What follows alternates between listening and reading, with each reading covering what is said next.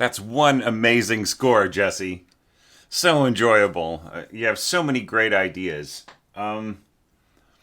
One possible critique that jumps to mind immediately, and that is that even though there seem to be really wild variations of tempo in the original score, and even more so as performed by pianists, one thing that you'll notice is that there's an overall logic to it, right? And there are certain places where you really bring the tempo down, and what that does is it messes with the kind of that logic, with that sense of continuity. Like for instance, right there near the end where the harp imitates the in 3/8 what happened at the beginning in 3/4, right? It's supposed to really just be bum bum bum bum bum bum bum bum bum, because Falla has really brought everything down so that it's half speed, right?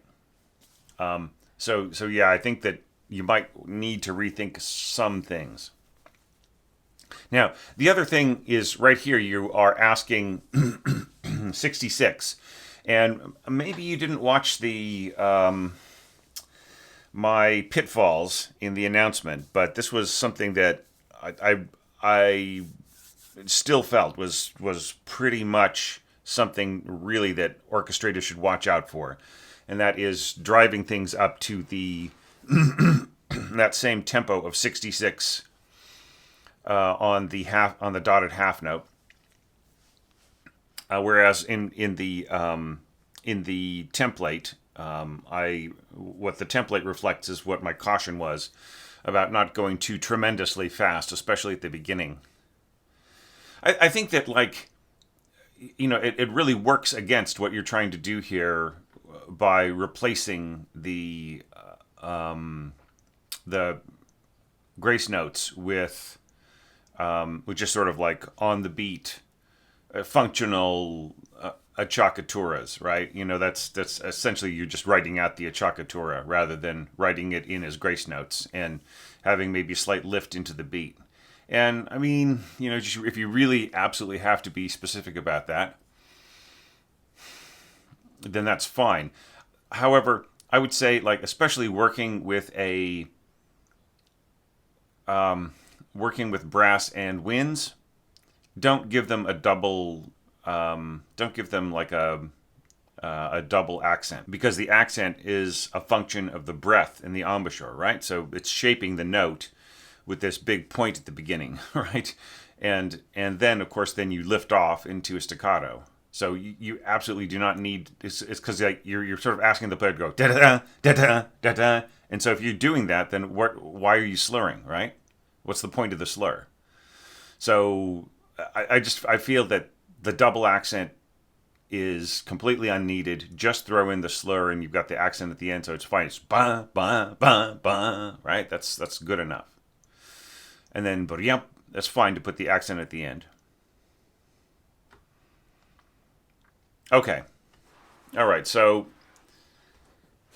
those are a few concerns. And then my next concern here is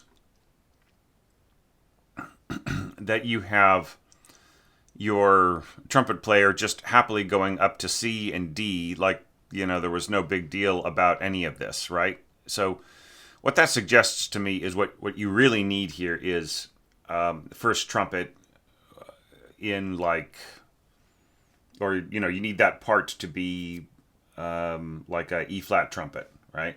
So it just needs to be a higher pitched instrument. Probably if Faya was going to score in the way that you scored here, he would ask for trumpet in D, right? Just because it fits the whole sort of E Phrygian, A Phrygian kind of landscape. But I think E flat is fine.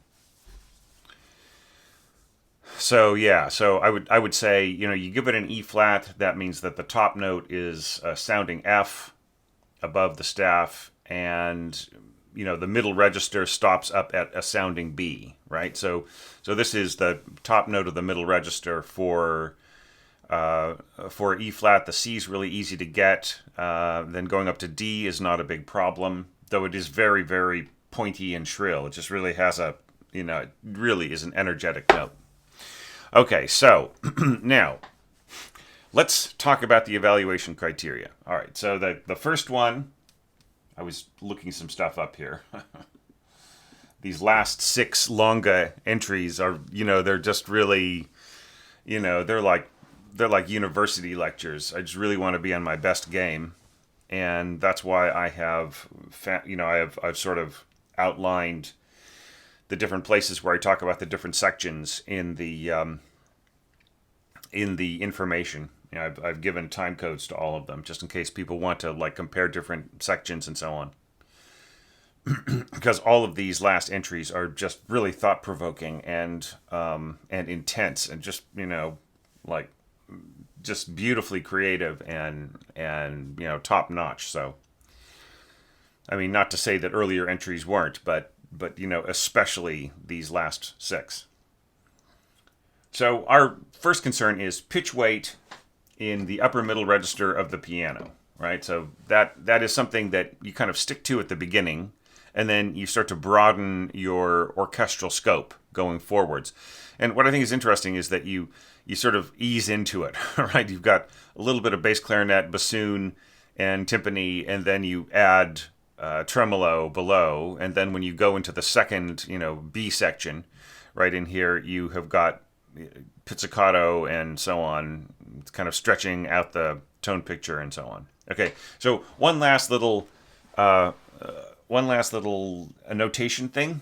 Okay, the thing about this, Jesse, and anybody else who's listening here at the beginning, is if you are going to take the piano score, if you're going to add piano into a work that was originally from a piano score and you leave it at the bottom the way that it was on the template, I am going to think that this is just that you left it in by accident, right? Or that it is in some way a commentary rather than an essential element. If you want the piano to be a vital part, if you want me to understand this as a vital part of the orchestration, which it is, then it really should be up here. Some would put it over the harp, some would put it under the harp, but it should be up here in the middle between the strings and the percussion. Okay, I would actually put it above the harp myself because it is essentially a percussion instrument. It's 88 percussion instruments, right? With 88 different levers, each to be played by a different finger. So don't leave your piano thing at the bottom in these evaluation, orchestration challenge evaluations, please. All right, put them up there nice and proud, right, rather than leaving them down here where they sort of feel like a footnote. All right, so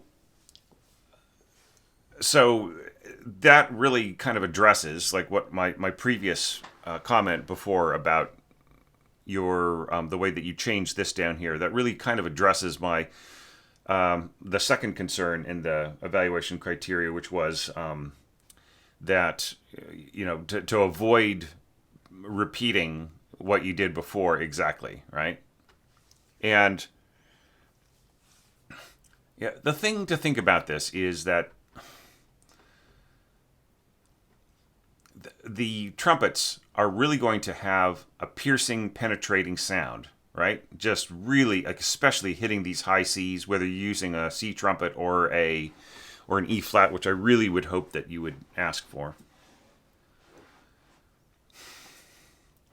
So using, let's say, whether you use it, whatever trumpets end up getting used here,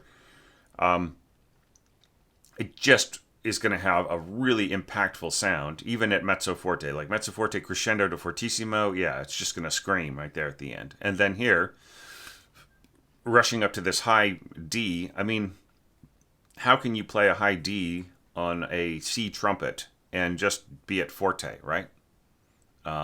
So it's going to want to be fortissimo note, especially like in the context of the crescendo and rushing up there, jumping up there to hit that D and so on. It's really going to want to play out.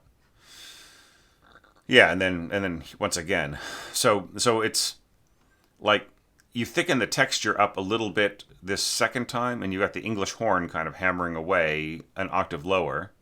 So yeah, so it's just really easy to cover the sound of the English horn right in here. I just, I almost feel like there needs to be something else doubling this of a similar timbre, right? Just to firm it up a little bit stronger. This will come through really nicely, though. These bassoons and bass clarinet, plus the second clarinet, kind of all playing this together. I think that's going to work really, really well. But the more you push the trumpets to fortissimo when other instruments are trying to play the melody, the more that melody is going to get buried, right? So if there's any way for you to just back it the hell off a little bit in the trumpets, like the more the balance is going to work for everything else right in here. Just because everything is at such close quarters, right? And you got the trumpets in their brightest range. So I'm not going to make any big suggestions on that. You just work it out for yourself, right? How that would work. But I think that it sounds good in the mock-up, right? But that doesn't mean that it's necessarily going to work. And the thing that concerns me most really is the English horn right in here. I just feel that is, despite the fact that it's placed in a fairly good register for that kind of thing, it's going to have to compete with trumpet and with kind of densely scored players around it. Really just the piccolo is playing right here at a double octave with the English horn, which I think is a very, very cool idea. It's an awesomely cool idea, which is why I really want the English horn to succeed here. Maybe the trumpet could shut the hell up, right? Do you need the trumpet right in there? So, yeah. Okay. So very, very cool. This is what I would call progressing the texture, right? Like there was a sort of a bit of a misapprehension when I was at the beginning, when I was really recommending that people like not get stuck in repeating it exactly the same way twice, right? And this is what I mean, right? So it's essentially it is the same kind of sound, but it's just getting bigger or fuller or and also changing around where the weight of the melody is and so on. And I feel that that's very strong. So the next issue is, just one last thing I just wanted to mention is watch out for white noise, right?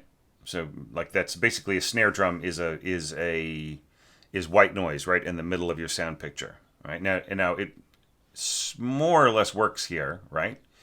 But like I think that there's a sort of stochastic element to white noise, right? Which is it's used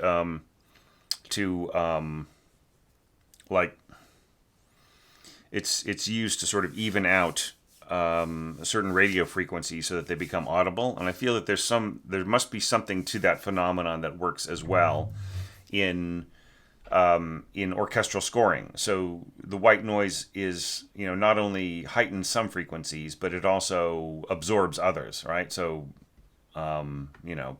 the perfect example of trying to work against this is the Peter Gabriel album that has no cymbals on it, right? That's the Melting Face one.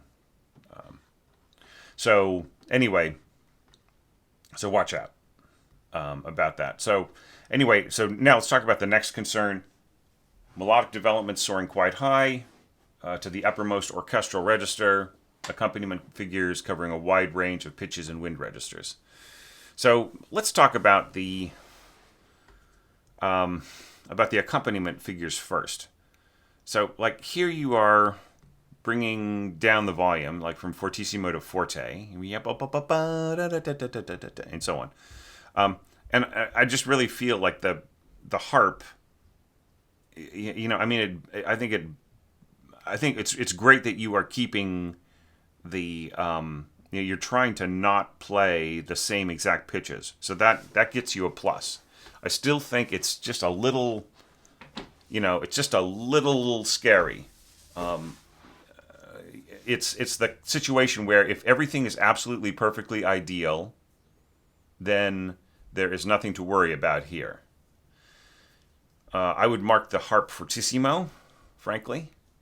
Fortissimo with the accents, and then pizzicato without the accents, right? I would get rid of this accent in the B. Okay, and then I think that this could sort of work. However, keeping in mind that you have so much weight on the melody, right? You've got doubling. So this is first clarinet. So is this still first clarinet? Yeah, it appears to be. All right. So, do you need first clarinet doubling the trumpet right in there, right? So is there some way to lighten this up a little bit so that the harp can play a role more? And if that's the concern, then maybe you're better off just scoring your idea here in the harp across the just pizzicato strings and not worrying so much about the harp, and then just leaving everything the way that it is. Okay. But this is all very cool. I like the I like the parallel fourths. That's really really awesome. A nice way of reinterpreting it. And it's kind of cool the way you send everybody up, right? But then compromise right at the last minute, right? Except for in the trumpet. So I mean,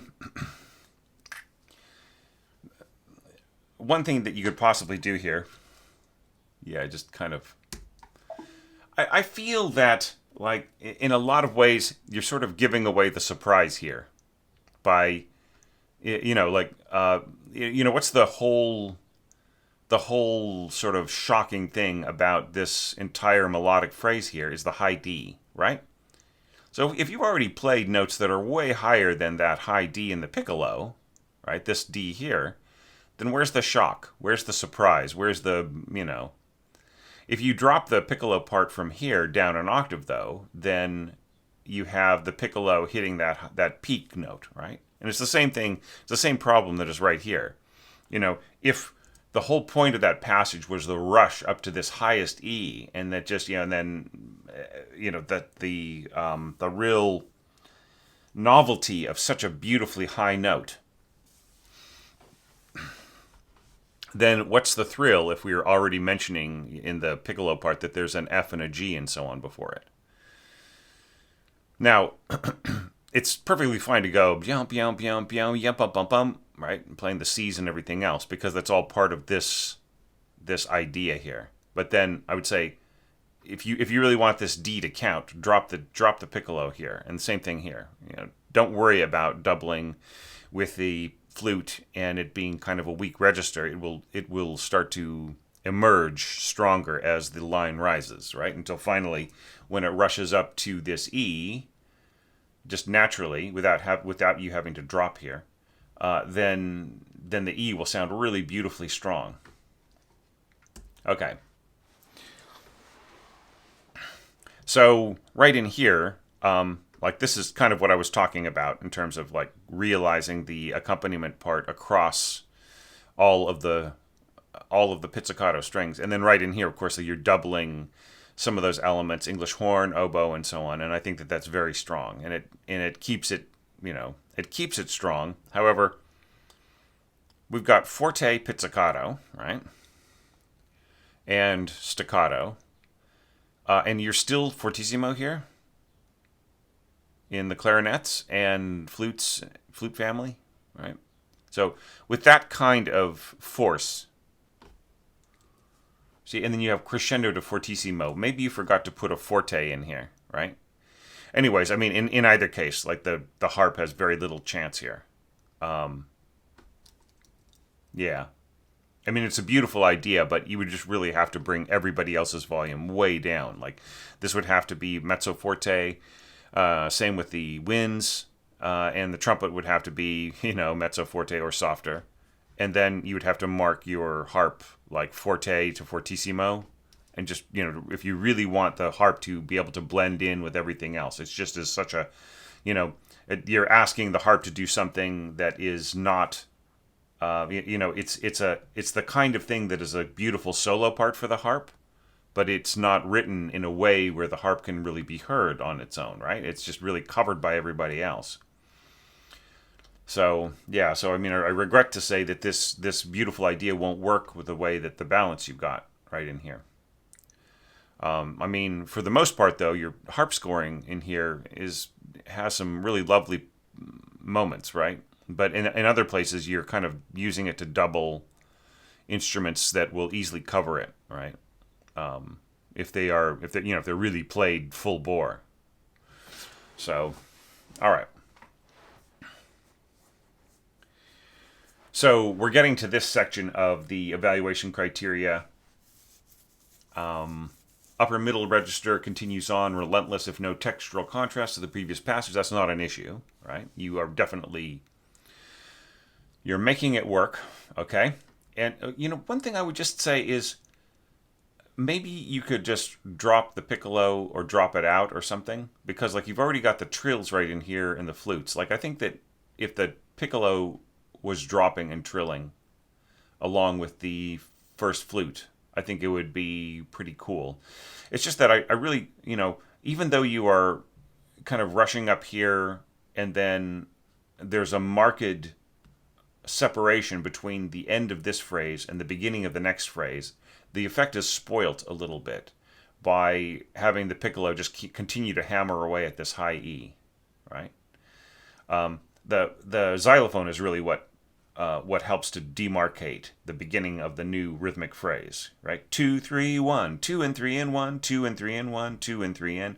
But you've got the piccolo working against that. 1, 2, 3, 1, 2 and 3 and. Do you see what I'm saying? So it's sort of like with the piccolo sort of blasting away at these high E's, all four in a row, we sort of lose the sense of starting on that second beat really emphatically. But I mean, other than that, I mean, it works in the mock-up, but it's still, and to the extent that the piccolo is getting swallowed by the sound of the xylophone and the violins below, right? And if it's getting swallowed anyways, then maybe just drop it down and use it to support what's going on in the first flute, at least up to about right here, I would say. Don't get any lower than the written A. That's just kind of pointless.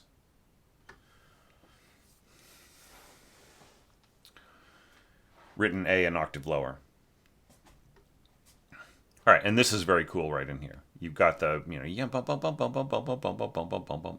Yeah, and it's just sort of all done, harmonized, and so on.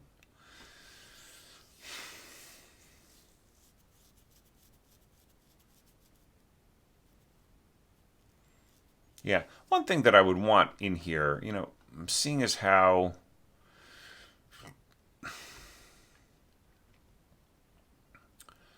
we've got this, we got this really cool kind of callback to what happened before, right here. Playing a perfect fourth below the oboes and so on, and ending up with, kind of harmonized parts. I would really want this line to be doubled. I mean, what are the second violins doing? They're just checking their iPhones right here, right? So, come on. So, viola's doubling the bassoon part. First's doubling the oboe. Viola's doubling the English horn part. And I think that you get a beautiful, consistent sound then. Don't leave them out, all right? And I think if you're going to say, I think you could just say molto marcato here, and you can leave out all of the the 24 accent marks in a row, right? Just just write forte molto marcato the way that that Falla has it. Maybe a little bit of a diminuendo here too.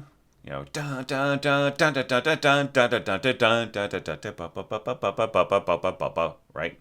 So you so that it isn't like a fortissimo handoff to a forte line, right? I think you just need a little diminuendo in here, because otherwise it's just a very abrupt dovetailing. Doesn't feel as natural. So now we're at B. Very, very fun, and I love the way it starts. Horns, doubling piano, right, with a little bit of trumpet thrown in there. It's a timpani stroke. Yeah, like, and I think you should say mezzo forte sostenuto, right? Just SOS period, right? Just so that the timpani player like is going to play all of these, and I would also put a tenuto mark under it, right? So that you just really want that beautiful long sustained sound. And at this tempo, if you're going 66 to the dotted half note, there's absolutely no problem getting the timpani to sound, to fill in that bar at that speed. Yeah, and it's just cool to bring in a little bit of piano in there. A very Nights in the Gardens of Spain type of scoring right in there. Yeah, and really good. First and third on top, second and fourth on the bottom, working together, and with just a trumpet right in there. I'm not sure why you're giving it to the third trumpet player here, but like let's assume that you took my advice and you decided that you would play those high parts, those high trumpet parts on E flat trumpet. I would say if you're, I'm suddenly blanking out on whether or not you send the trumpet up to a really, really high place. But I feel that like this needs to be reversed. So have your first trumpet go back to C, have the first trumpet player play this, right? Because they're the player who is the most responsible for managing the balance in their section, right? So kind of starting off right here, and they're also should be playing this sort of part right, really beautifully centered, right? And then here, you're saying 1 and 3 should actually be 2 and 3 because they're the lower players, right? They're going to be playing that more intense stuff. So another way of looking at this is to give this to the second player and give this to the second and third, just to give the first player who just switched over from E flat a chance to like relax their lips. And then especially here, if you decide, well, forget about you, Thomas, I'm going to send my C trumpet player up to that high D and there's nothing you can do to stop me, then why are you, the first thing that you're asking the first trumpet player to do is to play in their low register? What's that all about, right? So you got to think about the consequences. They have just played, they've just played that passage, and their lips are really tight, and they're still needing them to relax. The tension is still in the lips, and all of a sudden they have to. It's like, it's sort of like using your arm to do delicate surgery, and then suddenly being asked, like after all of that, and you kind of almost have the tension on there of keeping your hand perfectly exactly right so that it doesn't. So you don't actually cut somebody's aorta open. And then say, okay, well, by the way, here's a shovel. I want you to go dig some coal in the backyard, please. It needs to all be cleared out in the next 4 seconds. All right? So that's how it's been explained to me by various brass players. So, yeah, so the first thing that you ask your soloist to do after playing something really high on brass, do not ask them to play something loud in the low register. All right? So that's how I would characterize that. So, but I've written all this I've talked about high Cs for trumpet and horn in 100 More Orchestration Tips. Go read it, everybody. So, yeah, but this is all really cool scoring. No matter who you ask to play this, it works. It's going to work really good. And I'm sure there are trumpet players out there saying, I wouldn't have any problem with that. That's fine for you. Okay. Yeah, so here if you're going to go all the way up to G here on your contrabassoon part, and then it's going to be doubled by bass clarinet anyway, I would say just have second bassoon take over, right? And then have the bass clarinet come back here on this A. Just have this because it's not going to make any difference at all, right? I mean, actually, it will and it won't, right? Yeah, so right here you're saying fortissimo on harp. That's pretty good, but I would actually I would just really score everything back. Diminuendo to piano here in the brass, and then mezzo forte is fine for your flute family. That's cool, and then like same thing. Take away the accents. Get rid of the accents. You don't need the accents there if you have harp playing along with you, right? So like have this. I would say have this starting like maybe piano, right? If you really want the harp doubling here, so piano or mezzo piano, and then both instruments going crescendo and then diminuendo, I think works really good. So you crescendo up to the plink on pizzicato, right? And I think that will work really well to try to include the harp. Of course, like you could just say forget about the harp and leave it the way that it is. That would work fine too. But yeah, I don't think you need to send your contrabassoon player all the way up to G. I mean, there's no reason why the contrabassoonist couldn't go up to that high G all day long if they are a really good pro player. But you don't know that that's who you're going to get, right? So maybe it'd be better if like first or second bassoon takes over and then trades off on this A here.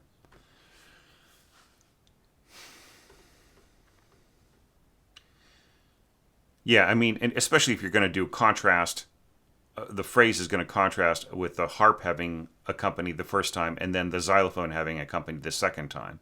The weight is going to be so huge here compared to what the harp did before. Fortissimo octaves on xylophone, right?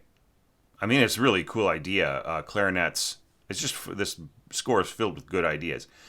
Octave xylophone playing with a triple octave in your clarinet family. It's so cool. And yeah, and then just less. I see why you want first and third there, but it really should be second and third, no matter what happens. Yeah, so look, okay, first trumpet on E flat, have this played by second, not third.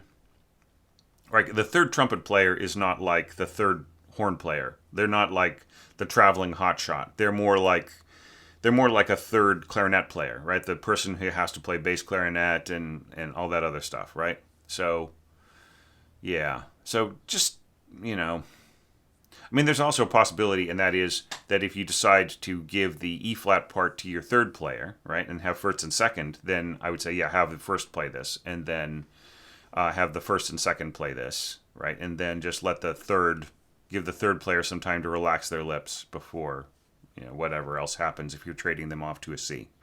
All right. See, I'm already making all these plans for your work, without any kind of input from you. Yes, yeah, me and my agent will contact you, Jesse, and we'll, with all the changes, and then we'll expect them all to be fixed in the score by the recording session on Monday. Okay, so so this is all real fun. I like the way that you have scored this, and that it checks a lot of boxes on the evaluation criteria. Like, for instance, contrast of color, and breadth of texture and middle register scoring, that checks the boxes. Maintaining differentiated roles and closely spaced melodies and overlapping accompaniment figures, highlighting inner voices, checks the box.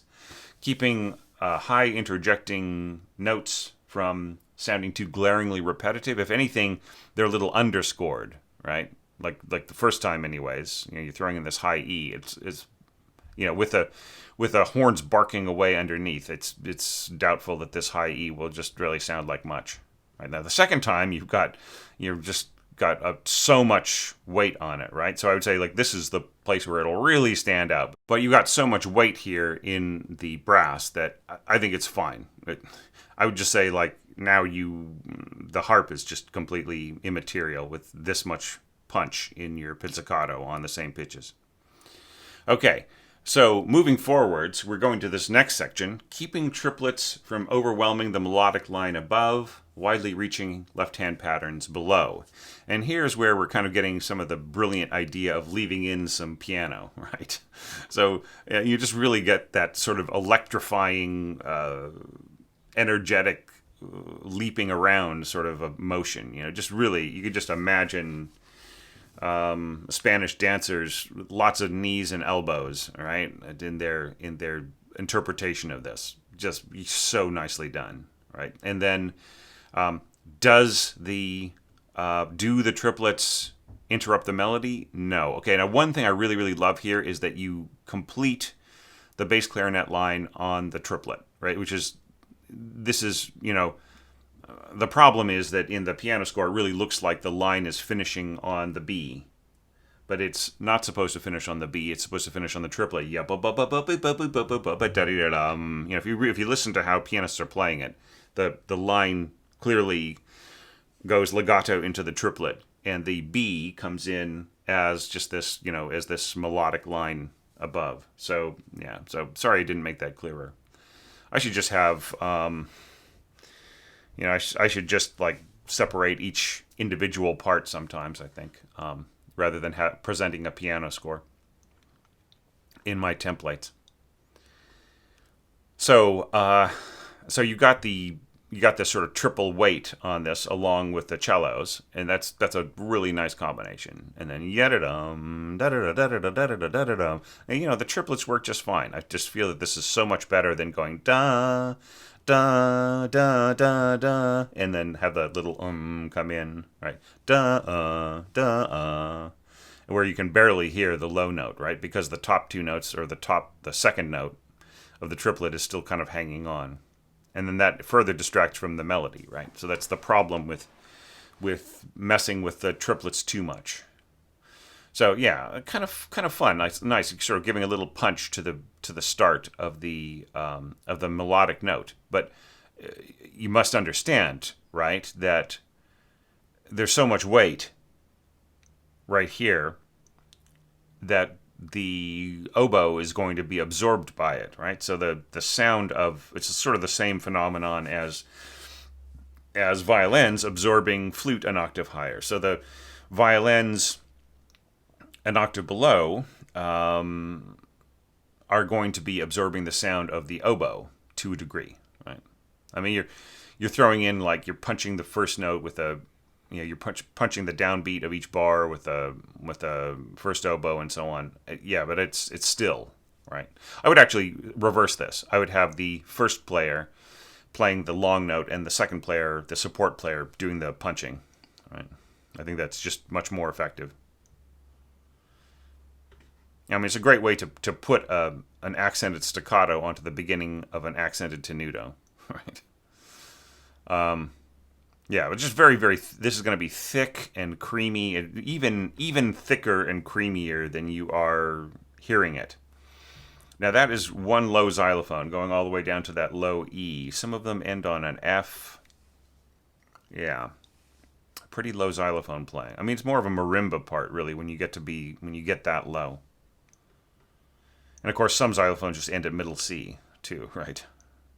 So you may end up with this, like, a player who doesn't have the low E might end up playing it an octave higher, and that might spoil the effect. Or they might end up playing the entire triplet an octave higher, which may end up messing up the character of it and sort of stomping on the melody. So watch out. Yeah, but yeah, and you just have like this. You put a huge amount of weight. Yeah, very, very nice. Yeah, and just, I don't think you have to go up to fortissimo here. Okay, I think that's a bit much. I think forte is fine. And especially if you're slowly easing off, mezzo forte, mezzo piano, and then piano. Right, it's okay. I mean, you're throwing in your own sense of dynamic curvature here, but I still think yeah, I think this G up here is going to scream at, just the way that everything is set up. It's really going to be hugely bright.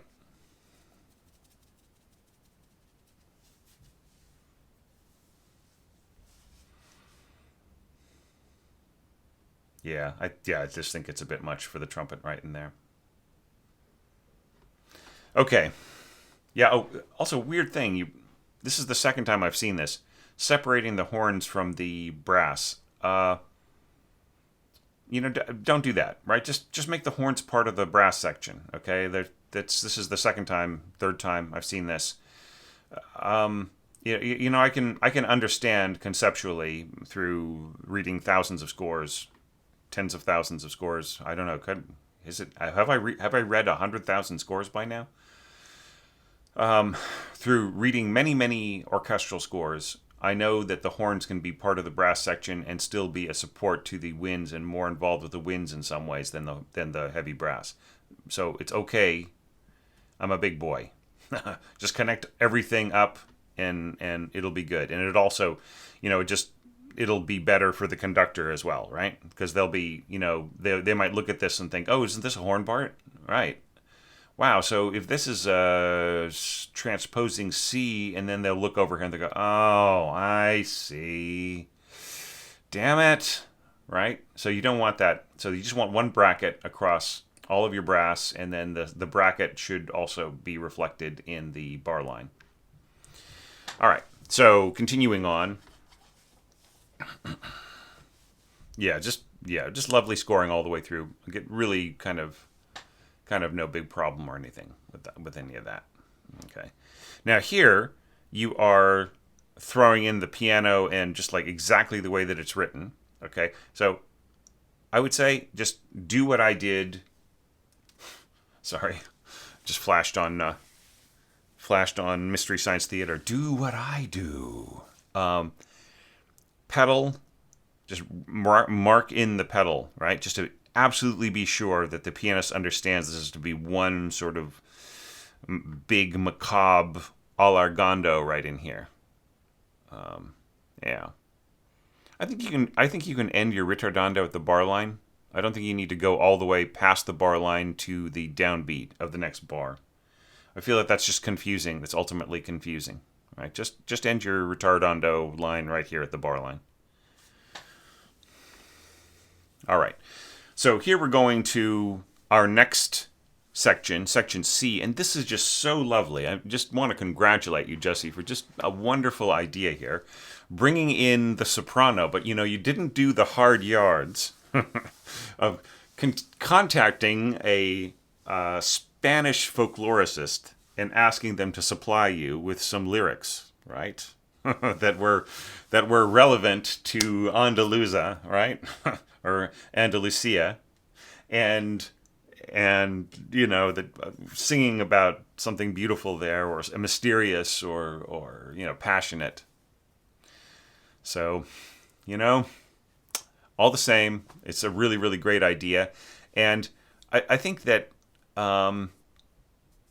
if you're not going to supply lyrics, I think you probably should say like something like vocalese or some other kind of thing, or just letting us know that this is intended to be a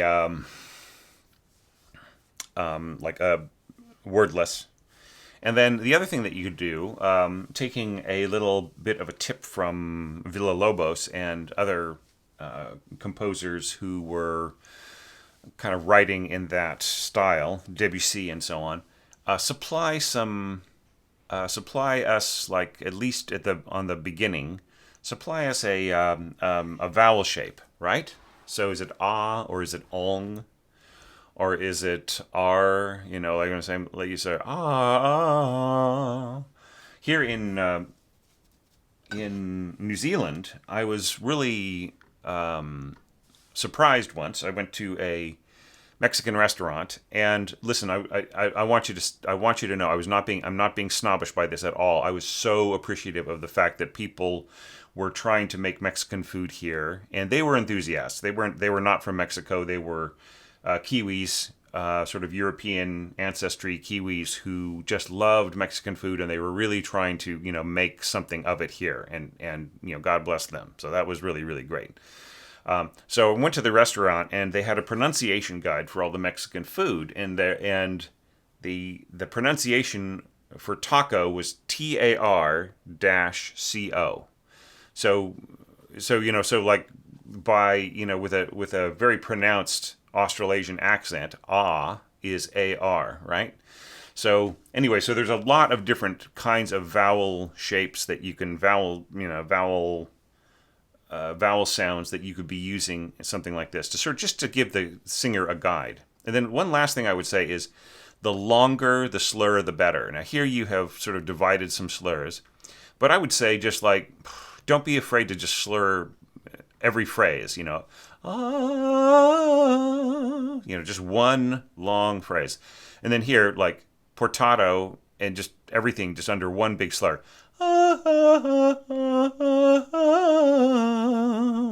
So I would actually do this as two slurs, right? But it would be understood as one long phrase. And the same thing here.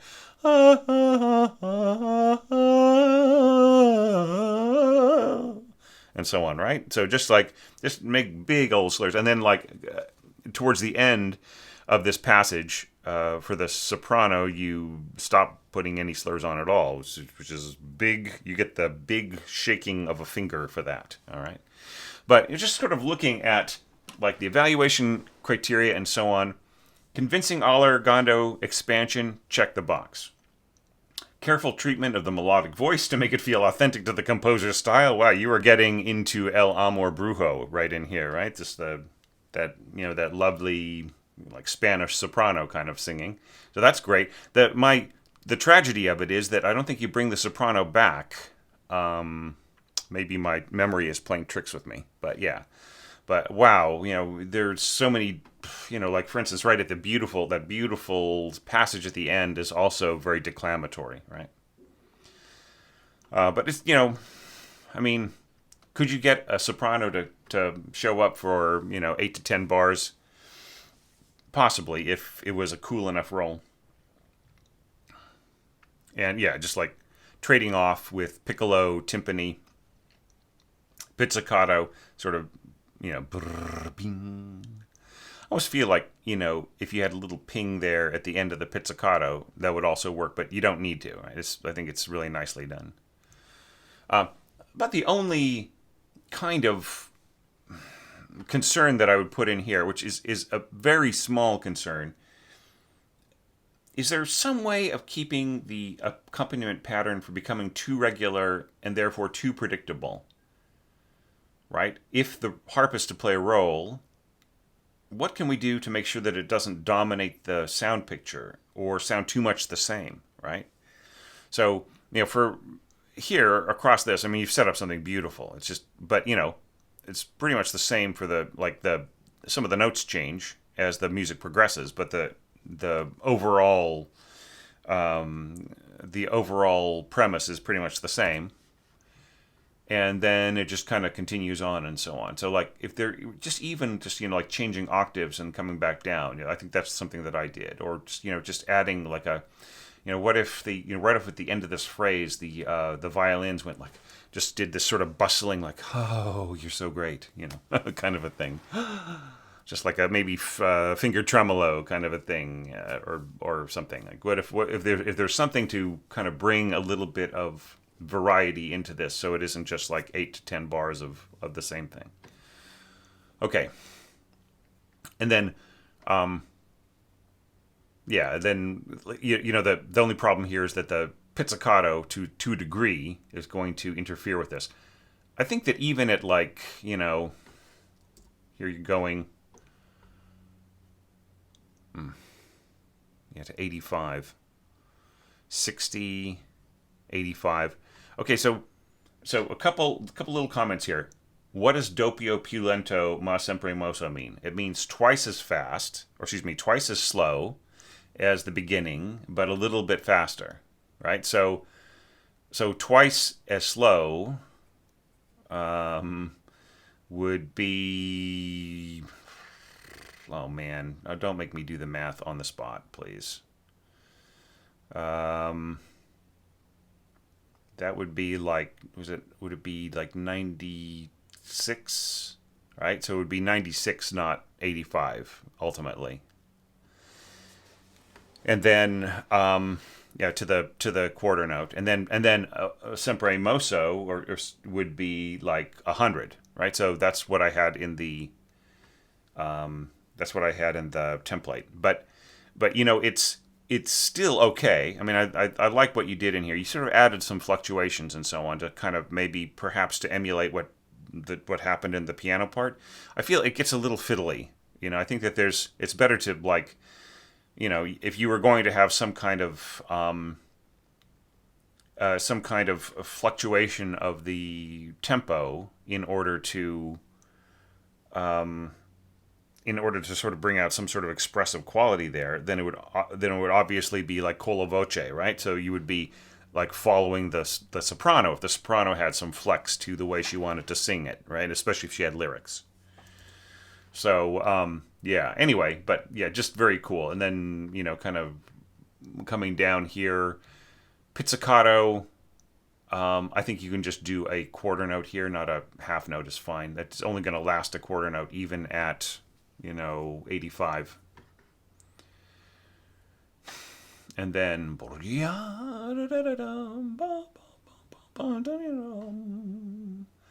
this is nice. What if you waited on the accelerando till here? Right, because it's just like an echo, and then put it on here. Da da da da da da dum. Bum bum bum bum bum bum bum bum bum bum bum bum bum bum dum. Good rubato right there. Yeah, bum bum dum.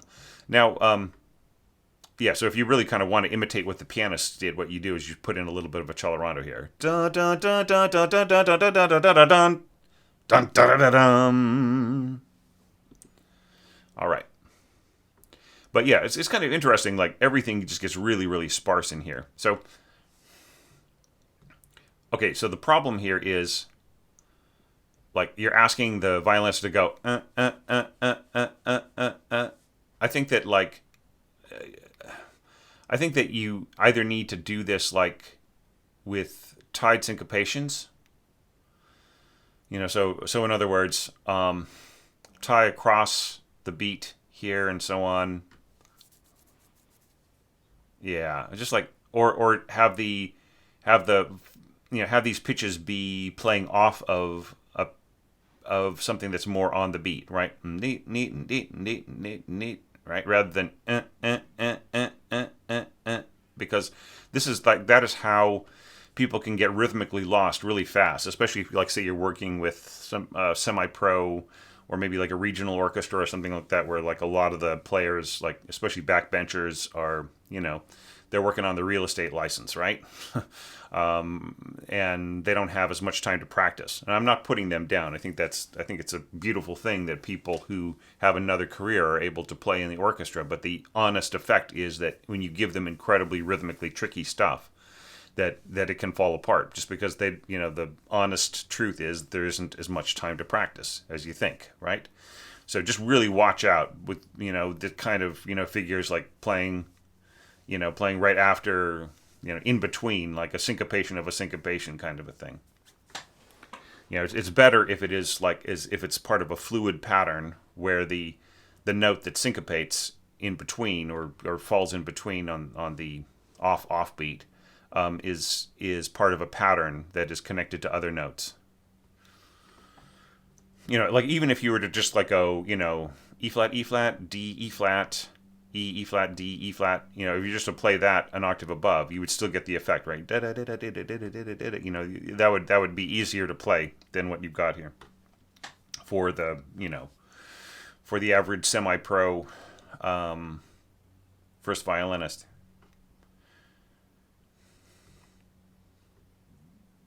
Yeah, and then especially and then you to make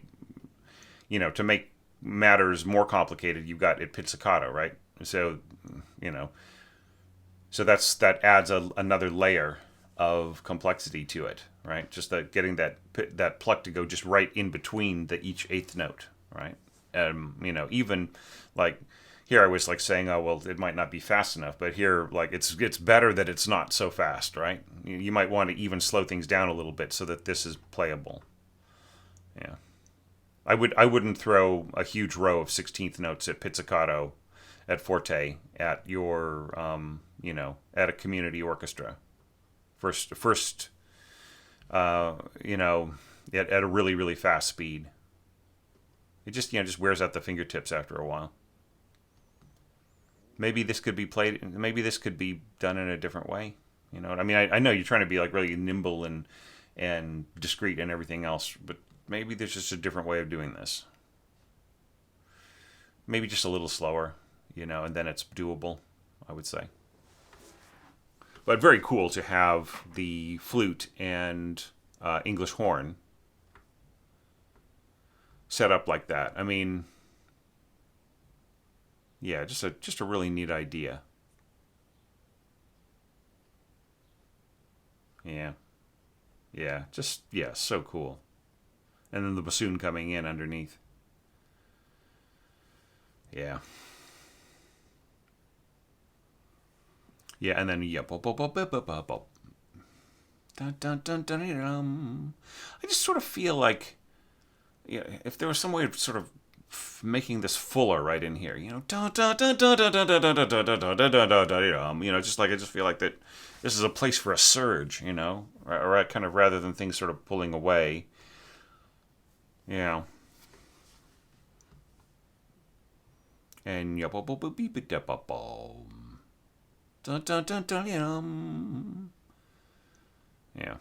Okay. I don't think you need to do retardando there. I think it's more like this needs to retard here to a fermata, and then this needs to retard again to another fermata, right? And then just let the flute player decide how fast they're going to do this. And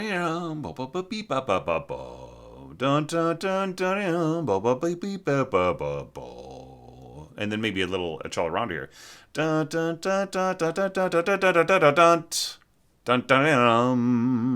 And this is lovely, just bringing in the piano. So cool. And then that, and that totally checks the box of our next concern at D, reinterpreting very low, very fast broken octaves to be playable on instruments of that range. Box checked. Because that is the same instrument, right? So really, really a very, very cool way to hold on to that, And what I love about it is it's not so much that you kept the piano in there so that you would solve problems. It's just more that certain parts of the piano are worth preserving and introducing into an orchestral context, right? So it's sort of kind of a bit of a callback to Nights in the Gardens of Spain, or Call Forward in this case, since this was written earlier than that piece. So yeah, and this is just lovely. I was so glad I was able to put this into the to the background music for that video that I released. Where I talked about the evaluation criteria. Yeah, just so cool. Just like this kind of barking mad. No, these barking low brass. Is there any way to bring the second trombone into this somehow, somewhere? It would just be nice to have everybody just kind of growling and then barking right in here. Yeah, so cool. Okay, and now here we get to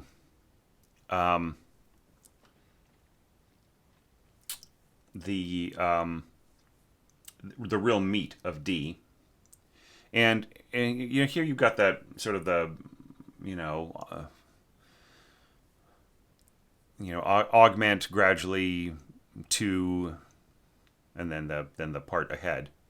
So just a comment about these little things that show up in piano scores. I'm going to jump back, so don't be surprised. Bien chantant, right? Same thing here. I think that's, yeah, and then very rhythmic, right? Okay, so I think that this is something that you just have to be that is notes to the orchestrator, right? More than they are notes to the conductor or the musicians. If you've done your job, right, then this is inherent in the scoring and in the tempo and everything else, right? So whatever you put into the score, this will just naturally come out, right?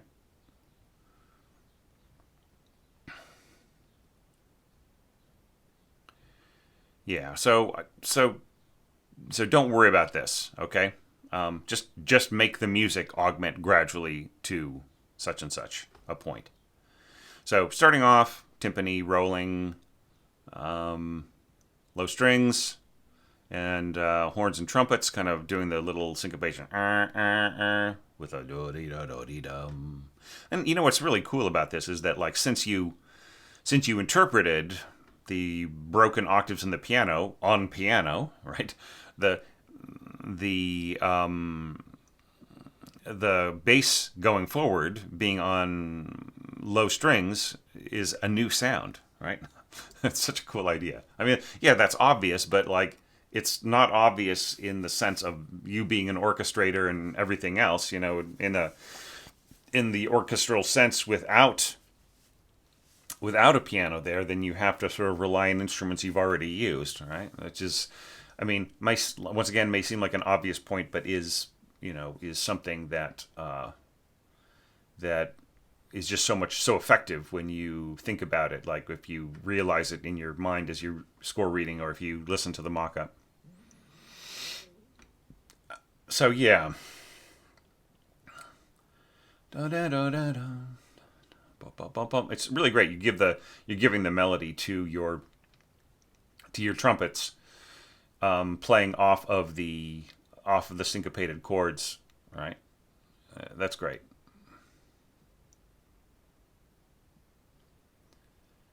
Right. Yeah, just really nice. And then you're sort of filling this out, and then coming in, like this is sort of pushing upwards, and then like you just sort of just cutting down like a knife from above, like ba ba ba ba ba ba da da da da da. So cool. Like this is one of my favorite moments in this arrangement. One of my favorite moments in this entire challenge. I just think that's just so scorching right in there. Yeah. And then once again with expansion, that's up to you, right? You're the orchestrator. You make it expand, right? Like with expansion, what does that tell them? They're playing fortissimo. Are they going to play any louder than fortissimo? Right? Well, eventually, like what does it say in the piano score? You get to triple forte. But look, you're already at triple forte. Now you're going to crescendo to you're already at fortissimo. You're going to crescendo to fortissimo. See, that doesn't make sense to me. Shouldn't you be going crescendo to triple F? If this is forte, right, then crescendo to fortissimo makes sense. So maybe this was copy-pasted onto these parts, and you intended to go crescendo to triple F. So that should happen in all parts, right? So, I mean, I don't intend to breeze over these big tutti sections. It's just, the thing about it is that, like, tutti scoring is not as hard as people think. If you're going to be in a situation, however, where, yeah. See, I see what you're trying to do here with this. Like, you want to double... You want to double the violas here with half of your cellos.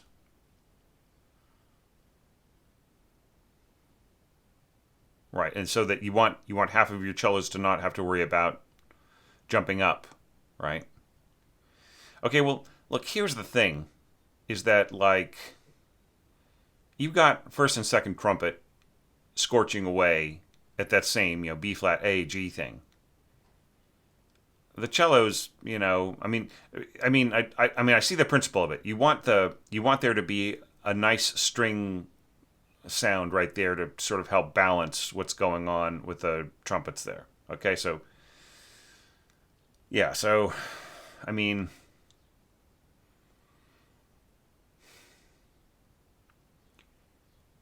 maybe it would be better if that is the case.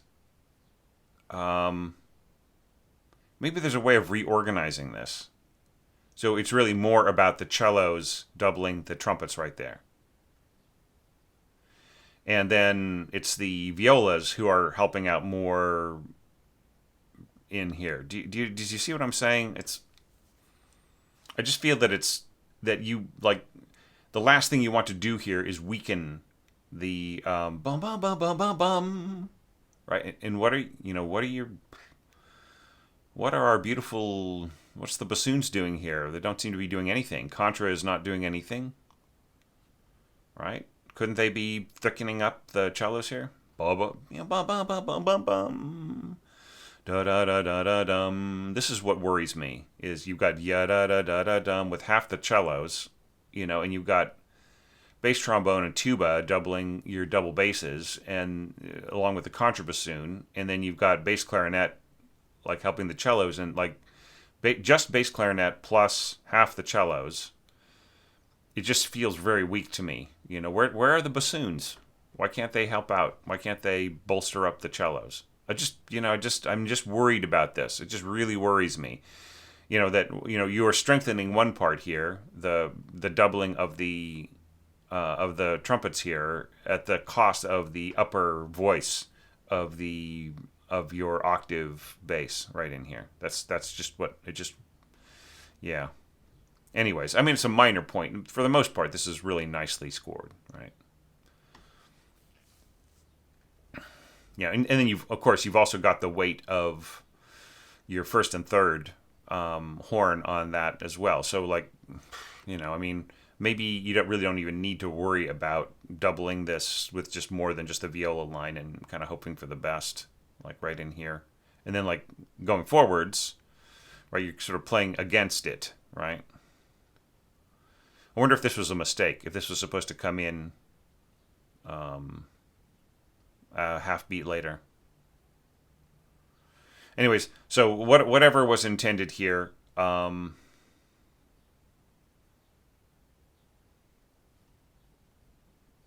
yeah, I just worry about that. Okay, and then of course, like right in here, you would want to throw in a tenor clef. I think just, well, I don't know. No, that high B flat. See, it's a momentary leap up to B flat. I think that's fine. You don't have to throw it in here. I take it back.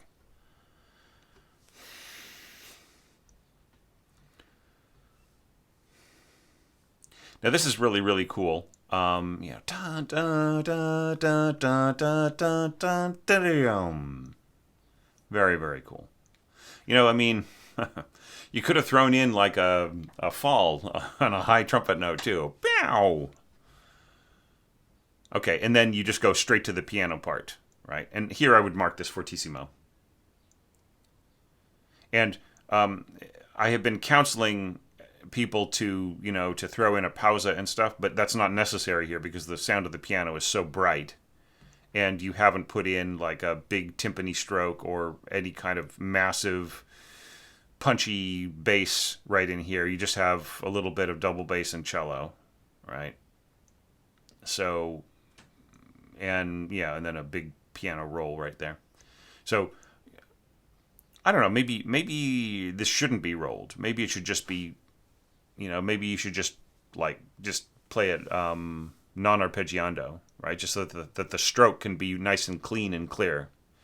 Dun dun dun dun dun pow, as opposed to, ya dun dun dun dun blyum. I just blyum with a blyum. I don't know. I think it'd be better just to go pow with a down coming down with our firsts and our flute family. And then fortissimo, please. And then here, this is kind of a nice, a proximal facsimile of that, right? It just kind of an echo. That's really nicely done. And then, da da da da da da da da. Is it possible for you to sort of get into this more smoothly, to be able to transition from the last bar of the previous section into E a little bit,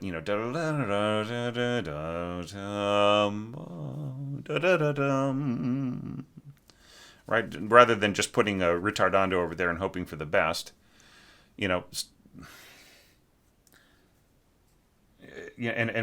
maybe kind of taking away so many accents, right? Does it need to be so accented going towards the end there, right? Because you're transitioning to something smooth and suave and sweet, right? So here we get into our last couple of screens, part E, and I just miss, where's that soprano? Where'd she go, Or he, if it's a countertenor, or sort of a countertenor soprano kind of person.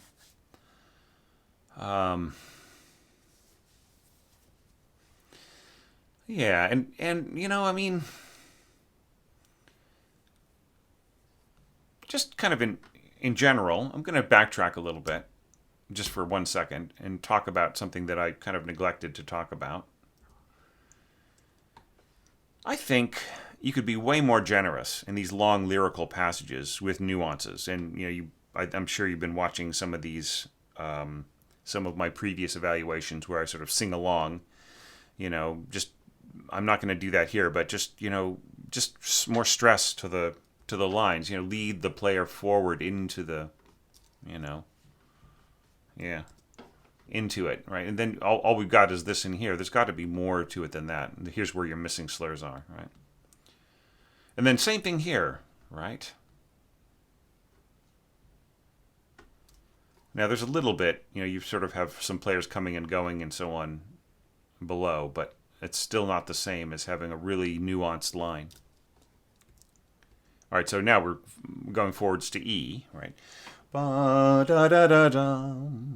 And just, all you have to do is throw a slur across this and it becomes a pulsing portato line, right? Da dum diminuendo. Da dum da da da da dum. And then forget about this long hairpin. Then diminuendo here. Da da da da da da dum. And this is lovely right in here, just having this beautiful kind of unison. Ba ba ba ba ba ba da da dum. And this is so lovely. Da da da da da dum.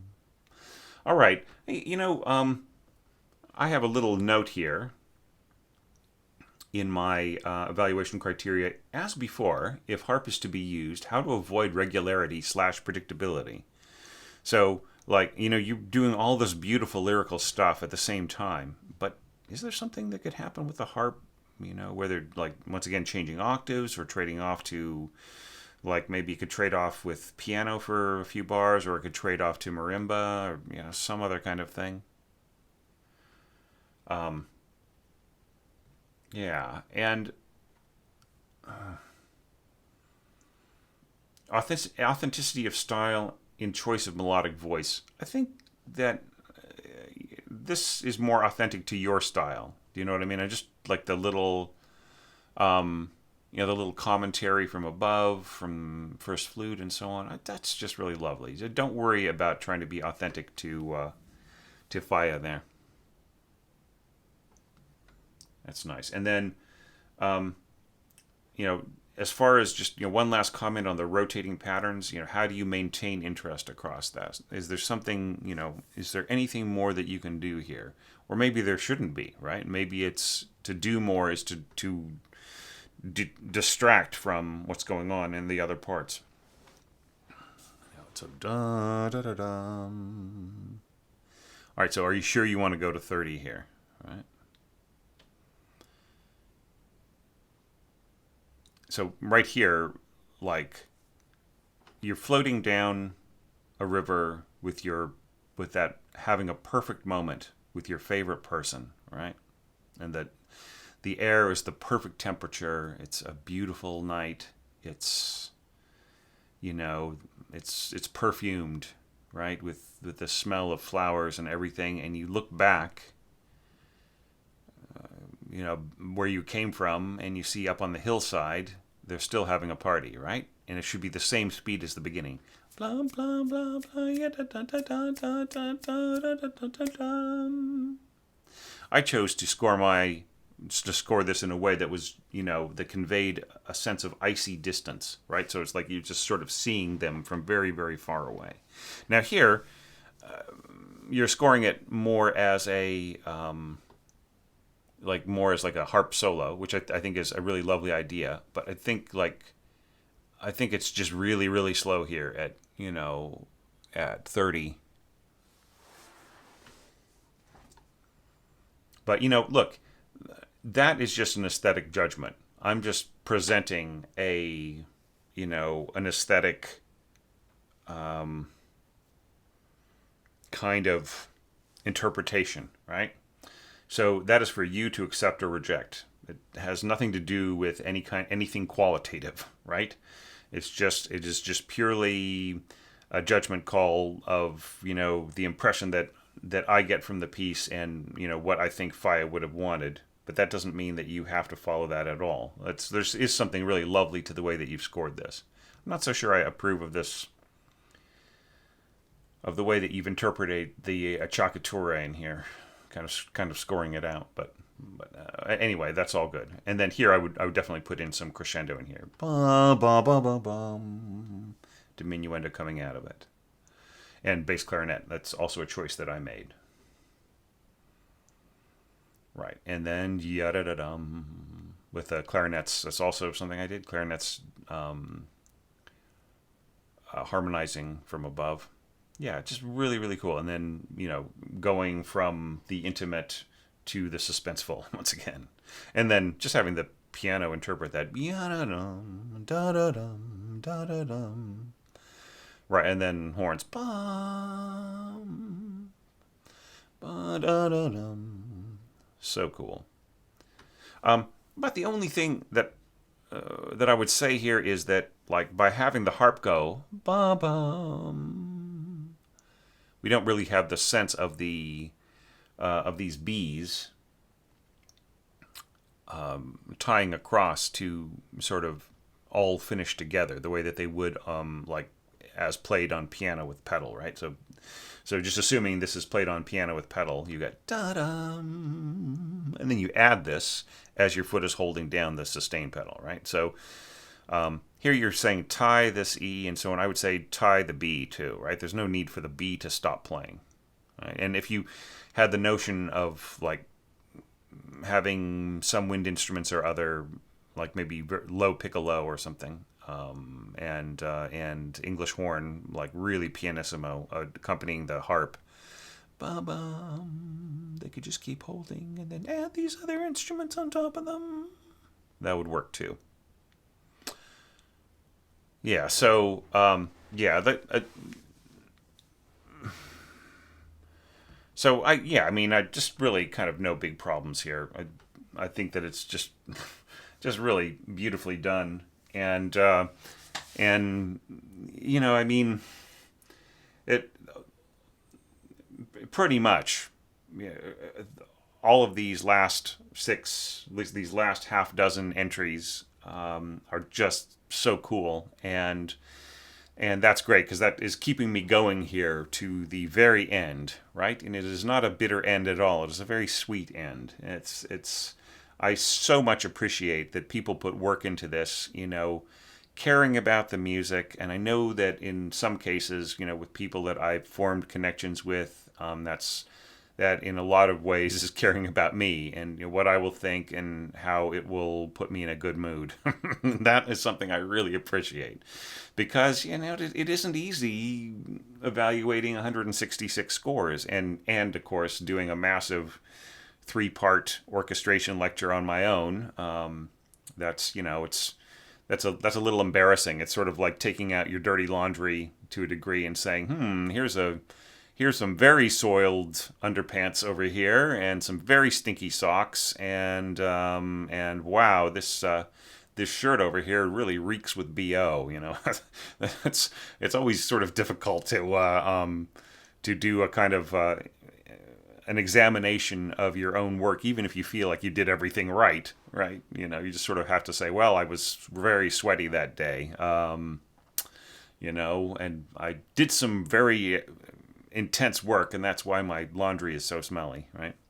So it really puts me in a good mood and keeps me going to have such a committed entry like this, and the others to come, and it's one of the things that's helping me get through it, right? And so there will be like a big live event on Saturday morning, 11 a.m. Pacific Daylight Time. And I would just really love it if there were a lot of entrants out there in the audience asking questions. And there may even be a few entrants there talking to me directly. And that would really be great. I'm setting it all up. So thank you, Jesse, for such an awesome entry. And thanks, everybody, for having made it this far in this video and throughout this series of evaluations. I appreciate it, everybody. Thanks for the support. Thanks for the comments and the suggestions and the likes and the shares. It really made a huge difference. I think that this is the most interactive, the most community building orchestration challenge that we've had yet. And I hope that we continue to go upwards in engagement and in communicating with each other creatively and growing together over the years. See you very, very soon with the next Longa level entry.